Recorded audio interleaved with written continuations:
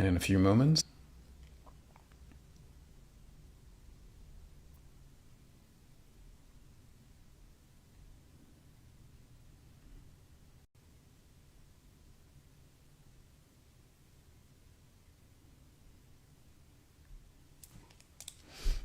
hello everyone.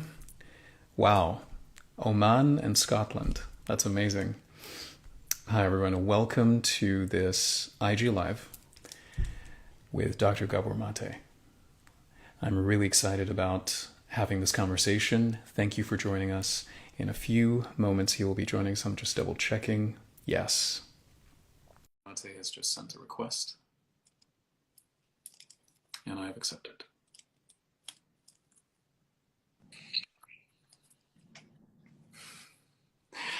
Hello, Dr. Gabor. Hi, Sam. Hi, Dr. Sam. Dr. Sam. Okay, you want to do Gabor or Dr. Gabor? I'm I'm fine. gonna do Gabor, yeah. We'll do Gabor then. Hello, Gabor. Welcome to the IG Live. It is an absolute pleasure to have you and an honor to interview you. And it's a privilege to share this message, to share your message with the world. I'd like to basically start off by introducing you, and then we'll get into it. Everybody, I'd like you to meet Dr. Gabor Mate, just for the introduction. He's a renowned speaker, physician, and author, and he's one of the top experts in the world on the topics of stress, addiction, and childhood development. He's the author of the award-winning In the Realms of Hungry Ghosts. And my prediction is he will be a recipient of the Nobel Peace Prize for his book, The Myth of Normal. It's a fascinating read, an incredible book. And I don't say this lightly, it's I consider it to be one of the most important books written in the last 200 years. I think it needs to be taught in schools. And it is the top of my book recommendations from now on. So thank you for writing it, and thank you for being here. Thank you, Sam. I mean, that recommendation, what can I say, blows me away. And I'm just so glad that you see value in the book and that you have me on this Instagram conversation. It's wonderful to be with you. It's wonderful to have you. And to reference the book or to quote the book, you were mentioning something which we will get into about the soil that is essential for children and for their maturation in order for them to not just get older, but grow up. And I think this book provides that soil for a lot of things. Anyone that's watching that is wondering why they're struggling in their lives, why do they have conflicts in relationships, why do they have any issues in changing, what's the problem with your belief, what's the problem with your behavior, physical illness, mental illness, perception of self, perception of others. This book goes really deep into explaining that, and this is a foundation for life, really. So thank you. I would like us to start with giving the audience a glimpse of your origin story leading up to the book. And I think that would be a good start for us. My problem is that at age 78, I have a very long original story, but let me put it in a nutshell. So okay. I'm a retired physician. I was in family practice for 2 decades. I did palliative care work, working with terminally ill people. And for 12 years, I was a physician in what is North America's most dire and concentrated area of drug use, which is Vancouver's downtown east side and Vancouver, British Columbia, where we worked with people with HIV, hepatitis C, and all manner of drug dependencies, from heroin to cocaine to crystal meth to everything you can imagine. So in that work, I learned a lot about human beings, human nature, and what makes people ill and what keeps them healthy. Number one, that's my professional background. In the process, I've written, this is my 5th book now, but I've written on addiction. You mentioned the one on addiction, In the Realm of Hungry Ghosts. What I found throughout my professional work is that, contrary to Western medicine's separation of mind and body, in fact, mind and body can't be separated, and people's lives are the templates in which illness or health develops, so that when somebody gets cancer, autoimmune disease, or depression, or anxiety, or psychosis, or ADHD, or addiction, that's not a disease that comes along randomly. those conditions manifest aspects of people's lives in a culture that I consider to be toxic. And the common denominator in all these conditions is trauma and stress. Childhood trauma added to which living in a very stressed society.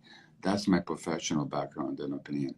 Personally, I was born in Hungary at the year and a half before the end of the Second World War. We're Jewish. We lived under the Nazi occupation. My grandparents were killed in Auschwitz. My mother and I nearly perished, barely survived. And that experience left deep traumatic imprints on my soul and in my body. And working out those traumas and healing from them has been my lifelong mission, which has really coalesced with my professional experience of trauma being at the basis of so much. So both my own healing and my professional work are rooted in an understanding of trauma and its healing. There's so much to unpack from what you just said, and I think we can go in any direction. We previously, last week, we had a call to kind of just talk about a few things in terms of, okay, so, and one of the things I want to highlight before we start actually is when I was asking you, I was mentioning that there are a few questions I want to share with you, but it was not questions related to what I was going to ask, but it was questions to kind of crystallize how this IG Live is going to unfold. And I want to acknowledge the way you responded to that. Because the first thing you said is, I don't want to hear the questions. I don't want to know the questions. And I love that because it's, there is merit for people to ask for the question, to ask the questions in advance, because that would enable them to think about the answers and maybe have a more well thought out, well-rounded answer. But there's beauty in spontaneity. And I think spontaneity is a demonstration of authenticity, which is something we will get into, and I look forward to that. So I just wanted to acknowledge that and demonstration, to acknowledge something else linked to that as well, because as we were talking as well on our call, these questions that I wanted to share for how we flesh this out, I was basically giving you the space by letting you know that, you know what, you don't have to give me an answer now. Yeah. You can think about it. I'm sure you remember that. You can think about it and just, you can email me or answer me later on. You can send it to me. And your answer was, I don't want to think about things too much or unnecessarily. And I'm paraphrasing. Yeah. But the reason why I'm mentioning this, and I think it's really, really useful, is what you were basically choosing to do. It's a form of enforcing boundaries. But what you were choosing to do is basically make sure that you don't keep an unnecessary loop open to carry with you outside of our conversation. And I wanted to acknowledge that because I think a lot of people would benefit from that. Think about it this way. If you and I were going for dinner, would we send each other an email saying, what are we going to talk about and in what order? And, we just have a spontaneous interaction. And I know you well enough, and I know myself well enough to know that we can have a great spontaneous conversation, that we don't have to script it, Absolutely. And so that's much more fun for everybody, I think. Yes, absolutely. I mean, just spontaneity, and at the same time, closing loops. And that's the second part. So for people, how many loops do people open unintentionally in your life that you carry with you unnecessarily instead of closing it right there and then? So that's the second point that I wanted to share. Since you mentioned disease, let's start with disease. Yeah. One, there are many questions that we can talk about, and we are completely in alignment with this. This book, The Myth of Normal, is more in alignment with any book I've ever come across with my work. It's the most in alignment with my work. And so we're going to talk about this. So the first question really is about disease. And I think that's something we can get into right now. So is disease something that happens to us? Yes. No, that's just the essential question. And in usual medical thinking and in the mind of the average layperson, disease is something that happens to us.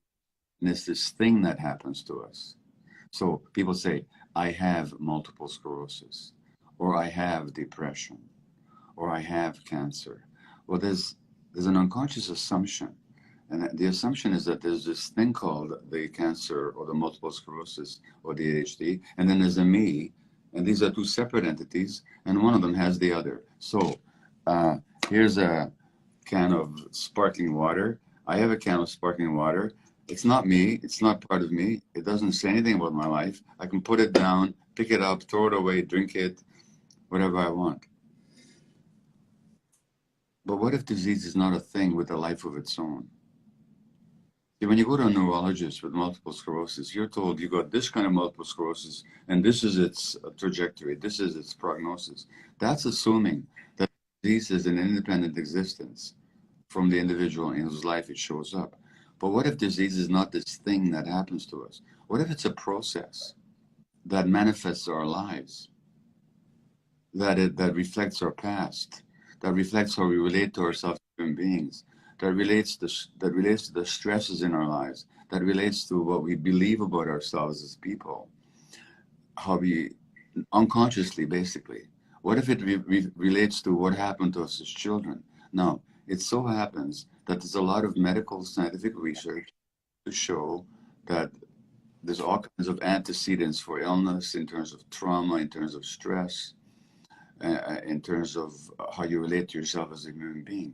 In other words, the disease is a process that develops in you in response to your life. It manifests your life, which also means that it doesn't have a life of its own. It doesn't have to follow a certain pattern. And how you live your life, if you can let the disease instruct you, can actually change the trajectory of the illness. In other words, from that perspective, we become much more powerful in the face of illness than if just we're victims of it. And so disease is not a thing, it's a process. That process has to do with how you lived your life. That's not your fault. Most of that process that leads to the illness is unconscious, and most of it had to do with childhood programming and the pressures of living in a stressed society. But once you realize that, you can have some agency. You can actually be the one who takes charge. So there's a significant difference between disease as a thing and disease as a process. Absolutely. I love that, because when it's a process, it's now tangible. It's now something that we can interact with, we can engage with. We have agency, as you mentioned in the book, and it's something that we can shift and change. In other words, I think I'd use the word impermanent. When it's a process, it's impermanent. It's temporary. But if it's an end result, it's over, it's permanent. And I think, like, one of the symptoms, one of the elements in depression is helplessness and hopelessness. And when we look at disease as an end result, mental or physical, there's helplessness and hopelessness. But I want to add the word permanent there. It's the sense of permanence of the helplessness and hopelessness. If I feel like there's no hope in this moment, it's because of the permanence of the helplessness that there's nothing I can do, and this is never going to change. And it's paralyzing, and it's debilitating, and it drains us. It keeps us trapped, which makes us feel less safe and more threatened, even more, when we can't do anything, when we're incompetent, out of control. We are more threatened. So I love the shifting of the term from end result or outcome, disease, as it's a process. And Western medicine that you and I were trained in very much is a tendency, maybe it doesn't mean to, but in practice it does, reduce people to passive recipients of healthcare rather than as active agents in their own healing. It's a very different process. You're a helpless recipient, we're the experts, we're going to cure you. Whereas here's a process going on that whatever treatment I choose to accept, it's an individual question, but I have agency in that process. And that makes all the difference in the world. In fact, there's all kinds of studies that show that the more agency people exercise, the better they do. I completely agree. And I would add the word choice. When we don't have choice if the healing is passive. We have choice if it's active. We have responsibility, which one of my definitions of responsibility is it's the ability, or reconnecting with our ability to have choice. Yes. Have choice. And choice, of course, which is very much the book is about, choice demands conscious awareness. And most of us, before the disease wakes us up, we tend to live We think we're free, but actually we're driven by many unconscious drives. Um, you mentioned depression, so take the word depression. What does it even mean? Well, depression very specifically means to push something down. Now, what gets pushed down in depression? Feelings. But why would somebody push down their feelings? Because it's no, human children have the need to experience all their feelings: panic, grief, rage, joy, play, all their emotions. That's a need of the developmental need of the human child. It needs the child needs that as much as a tree needs watering in order to grow. Now, if in the child's environment the child gets the message that certain feelings are not acceptable, because if they express them, they run afoul of their caregivers and their caregivers won't like them, then the child unconsciously will push down the feelings, will depress their feelings.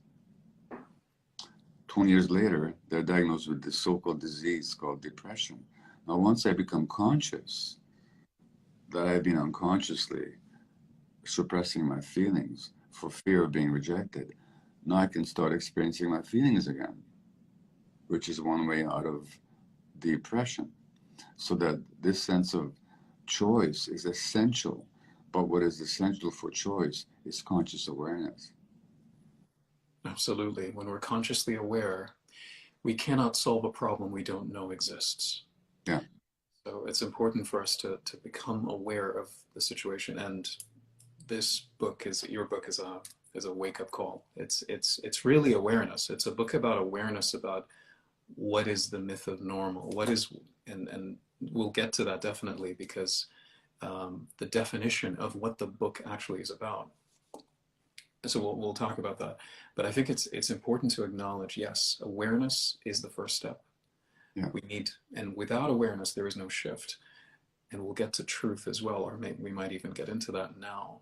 What are your thoughts on the concept of truth and truth statements and the link between that and emotions, emotional wounds? But let me ask you a question first. Like, Of course. you weren't always aware, were you? No. What happened? Something must have happened that woke you up, right? Exactly. Something got my attention. Yeah. Yeah. Same with me. And sometimes it takes a while, doesn't it? I mean, sometimes we have to get quite a few knocks on the head before we realize that it's fate or life knocking at our door trying to tell us something. But something has to happen usually that will get our attention, as you put it. And until that happens, we tend to live rather unconsciously. Absolutely.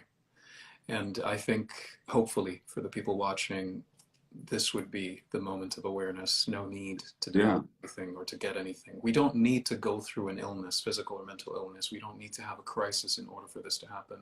If we develop curiosity to learn to pursue the truth and express the truth, our truth, not necessarily the truth that we want to declare to the world, but our truth, the truth about how we feel, who we are, what we want, what we fear, what we need, with absolute respect for other people, because the right to express is not a license to abuse. That's right. And nothing will come from conflict and resistance. Acceptance is the solution. Resistance keeps us trapped. Acceptance sets us free. And acceptance here is the acceptance of the truth we become aware of, if we were to tie these words together. Yeah. So let's stick to the idea of disease here, because you mentioned something interesting about the language. So we shifted from end result to process, and that shifts immediately the way we relate to it and engage with it. If I change my relationship to something, I can engage with it differently. Yeah. And so that shifts through language. So here's a question about what you mentioned about I have. Yeah. What would be the alternative to describe I have a disease? I mean, I know it's a process right now, and we're changing the language and changing the way we look at it.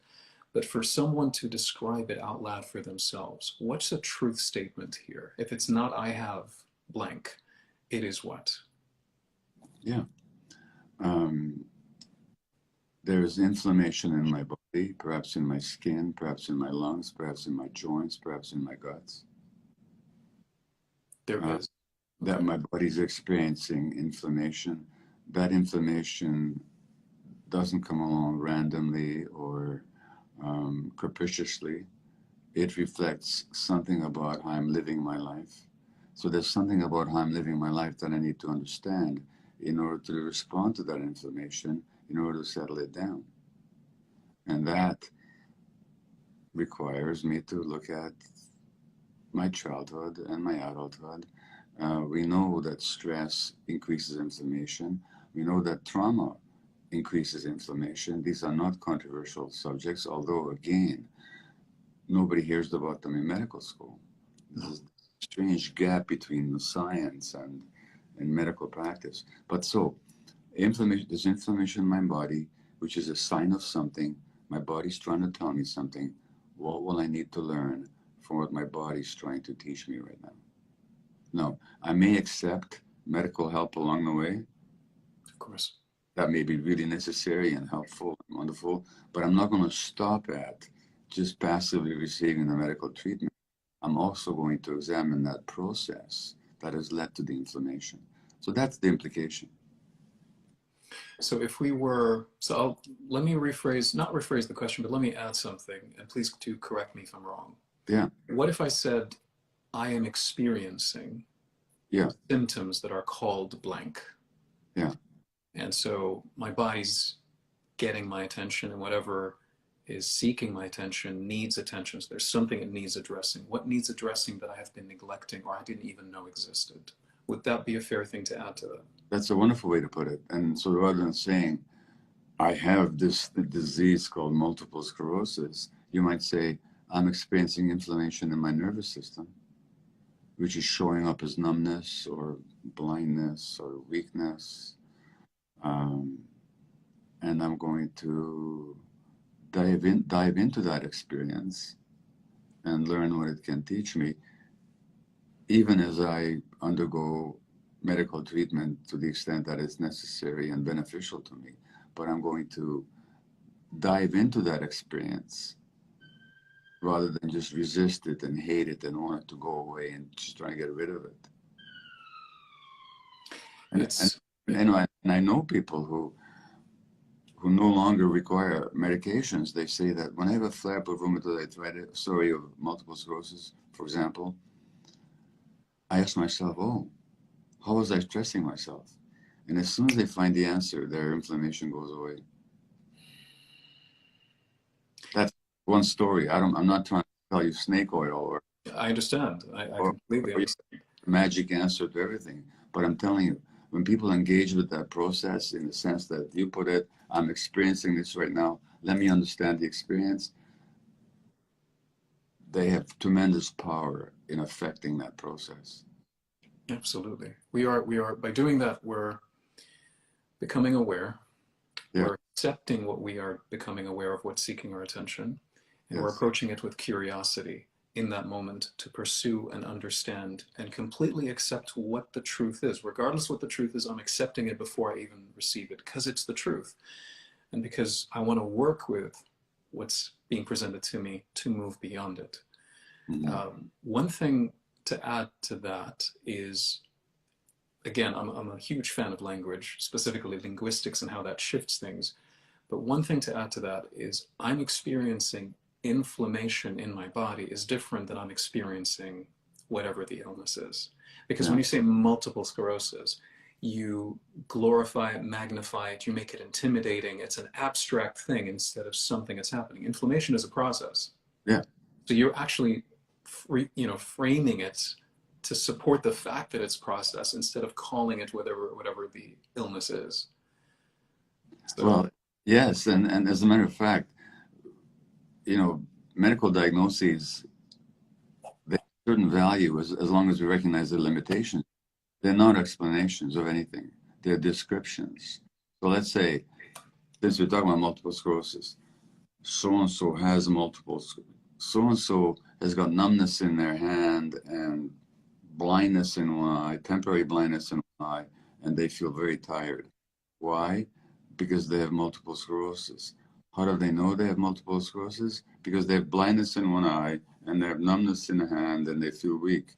Why do they feel weak, have blindness in their eye, and numbness? Because they have multiple sclerosis. One could go on. Gabor, I've been diagnosed with ADHD.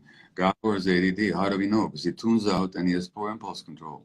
Why does he tune out and have poor impulse control? Because he's got ADD. How do we know he's got ADD? Because he's got poor impulse control and tunes out. In other words, these diagnoses are descriptions of a process or of a state of being, but they don't explain them. If I want to know why my nervous system is inflamed, I have to look at my life. If I want to know why somebody tunes out, I have to look at their life. So that the explanation is never to be found in the diagnosis.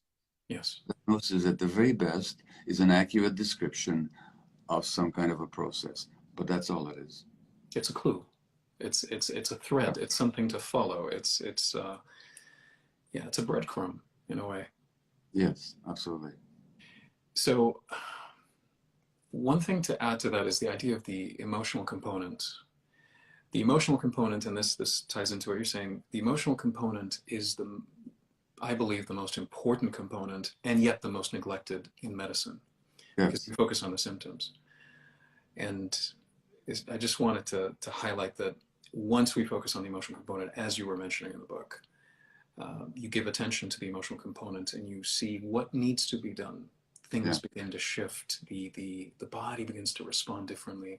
The gene activity changes. The gene expression changes. The nervous system changes.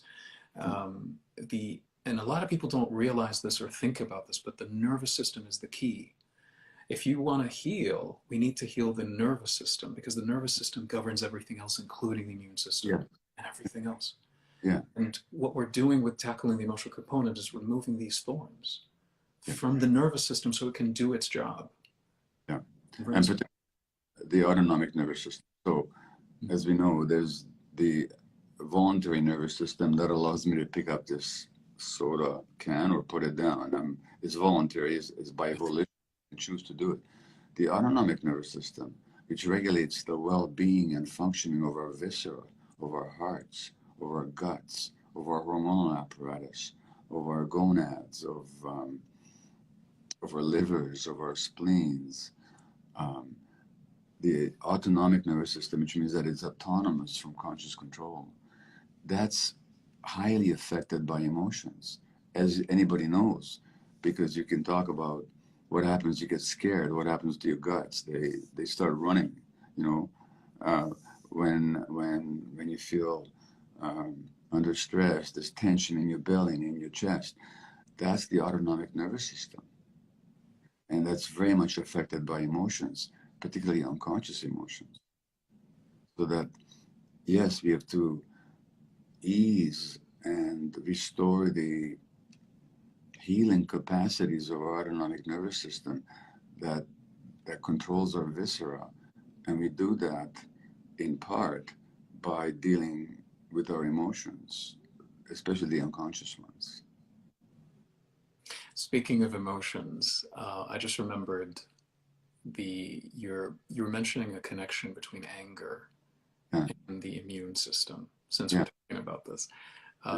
Would it be okay to dive into that? If you can share with us your thoughts on the relationship between anger and the immune system. Sure. So, like all animals, like all mammals, human beings have a circuitry for anger in our brains. That's necessary because anger is a healthy response to a boundary invasion. If I were to transgress on your boundaries in some ways, then a healthy response would be for you to say, no, get out, stay out. That's healthy anger. It's a boundary defense. In fact, more broadly speaking, if you look at our emotions, really what do? They're essential for survival. What they do is they tell us what is nurturing and loving and supporting and letting it in and alerting us to what is dangerous and unwelcome and to keeping that out. That's the role of the emotional system. And so that healthy anger is a boundary defense. Now, if I asked you a trick skill testing question, if the role of the emotions is to let in what's healthy and nurturing and welcome and to keep out what is not, what is the role of the immune system? Well, if you think about it for a moment, the immune system is exactly the same role, to keep out what's unhealthy and dangerous and toxic in fact, attack it, destroy it if necessary, but to allow in nutrients and food particles and healthy bacteria and all that. So the immune system and the emotional system have exactly the same role. Now, it turns out that from a scientific point of view, and again, this is not taught in the medical schools, which is astonishing. Yes. But from a scientific point of view, they're not separate systems. They're one system. Even to say that they're joined together is to create the illusion that the two separate systems joined together. They're not joined together. They're the same system.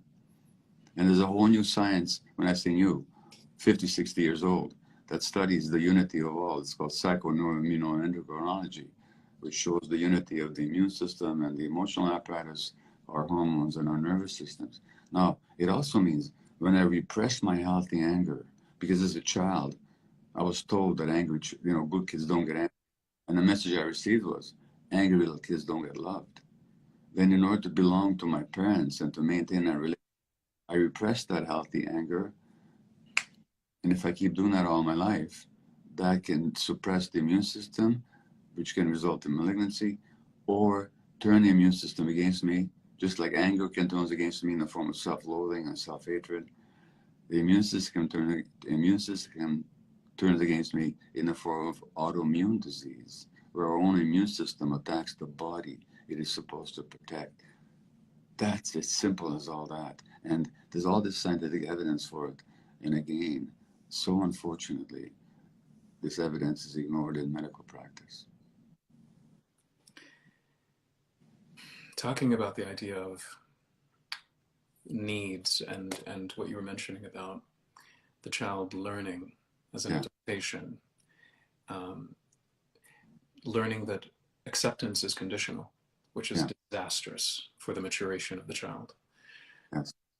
And so the child would learn to, if I succeed or I achieve or I behave, I do exactly what I'm told, I will be loved. That's the condition that I need to keep meeting with my parents, and then I need to keep meeting for everyone because it passes on beyond that. That's right. The other thing that is, those are the two things really. It's about if I achieve, succeed, behave, do what I'm told, but then you have the other one, which is what we're focusing on now. If I suppress my emotions, if I do not express my emotions, then I will be loved. So the condition for acceptance is suppressing emotions. Suppressing toxic. Yeah, and when you think from the evolutionary point of view, like how long does an animal in the wild, or how did the human beings through hundreds of thousands, millions of years of evolution, how long would we survive in nature if we suppressed our gut feelings? So that in a second. Yeah. So the problem is this dilemma between that we created in modern life. If I'm authentic, I won't be loved. But if I want to be loved, I can't be authentic, which will make me sick. And that's the source of so much pathology. Yeah. Now, of course, it doesn't have to be that way, but once in childhood you get the message that if you're authentic, you'll be rejected, then you'll be afraid of your own authenticity for the rest of your life. And I think I was mentioning this last time, you'd either over exaggerate your authenticity, which makes you abusive. That's right. Or you suppress your authenticity to please others and you become a people pleaser. Well, of course, over exaggerating it is no longer authentic, is it? Like in neither way are you being authentic. No. But the problem is, of course, that people are so afraid of being themselves. Now then you add to that a culture that says that you have to be this way, you have to like this, or be like that, or look like this, or buy this product, or belong to this club, or achieve this, or attain that, in order to be valued. Then now you're loading a whole cultural overlay on being inauthentic. And the problem is it's runaway addictive, because if I'm loved only for what I can do for people, something in me will always question, well, would they love me if I was really being myself? So I can never get enough of it. So as a physician, I have to keep working all the time and be important all the time in order to feel okay about myself.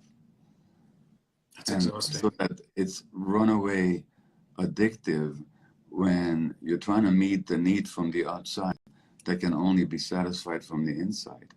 And the only satisfaction is to recognize my own value, which doesn't depend on what other people think of me. But this society keeps telling us that what other people think of you is what really matters. Just look at social media. It's all about what people think about everybody else and about what image people want to present to other people.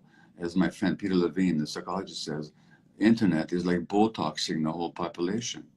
We're Wow. trying, we're trying to present our best face, Yeah. but we don't face who we really are internally. We're afraid to be who we are. Because if we are who we are, we believe we will not be unconditionally accepted.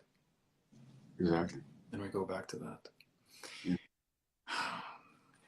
Again, we keep hitting intersections where we can go in so many different directions. With the since we were talking about anger and the immune system, I'd like to cover the anger, the difference between anger and rage, and describe it. If you could describe the difference between anger and rage, I'm sorry, Sam, I lost you for a moment. Can you repeat the question? if you could, I was saying if you could describe the difference between anger and rage and your thoughts Yeah, on the difference between the two. good. So healthy anger is what I've said. It's a boundary defense. I'm transgressing your boundary and you say, stop, get out.